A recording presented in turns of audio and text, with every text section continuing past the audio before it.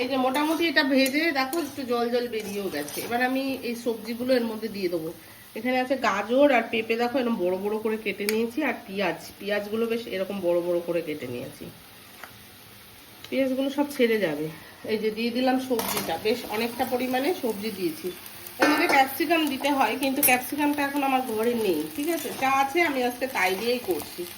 তোমরা তোমাদের মতন দিয়ে আরও সবজি দিয়ে করতে পারো, এর মধ্যে অনেক রকম সবজি দেওয়া যায়, ঠিক আছে? তো বেশিরভাগটা পেঁয়াজ, গাজর, পেঁপে, ক্যাপসিকাম এগুলো দিলে বেশি ভালো লাগে।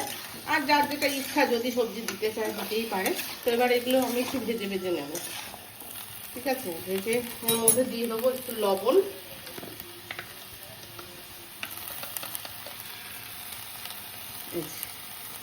এর মধ্যে লবণ দিয়ে দেবো। কোনো হলুদ ফলুদ আমি ইউজ করবো না। এই যে